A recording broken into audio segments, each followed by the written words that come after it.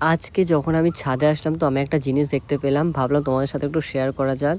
তো দেখো এখানে একটা চেরি পড়ে আছে, এর আগেও হয়েছিল কিন্তু তখন আমি খেয়ে নিয়েছিলাম, ভিডিও করিনি তখন, যেহেতু আমাদের ঘরে কাজ হচ্ছিল সেই কারণে। তো এই দেখো পুরো লাল হয়ে গেছে, আর এটা মনে হয় পাখিতে মানে ঠোকর দিয়ে ফেলে দিয়েছে মনে হয়, আমার ঠিক জানা নেই। আর যদি গাছে যদি আমি দেখতাম তাহলে অবশ্যই ভিডিও করে রাখতাম, কিন্তু গাছে দেখতে পাইনি। তো আরও দেখো ফুল আসছে, আর এই গাছটা আমি রিপোর্ট করেছিলাম, ছোট্ট একটা বালতিতে লাগানো ছিল, সেখানে বড় 20 লিটারের বালতিতে আমি লাগিয়েছি। তো এখন আশা করি একটু ফলনটা বেশি পাবো। আগের বারও অনেক ফুল আসছিল কিন্তু সব ঝরে গেছিলো, আর এটা করতে করতে কিন্তু বৃষ্টি নেমে গেছে।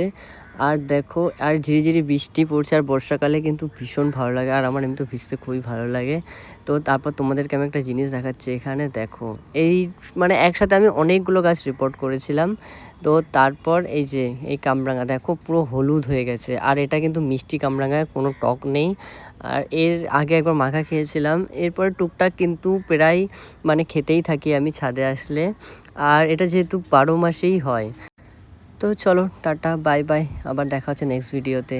আমিও ঘরে যাই, বৃষ্টি পড়ছে।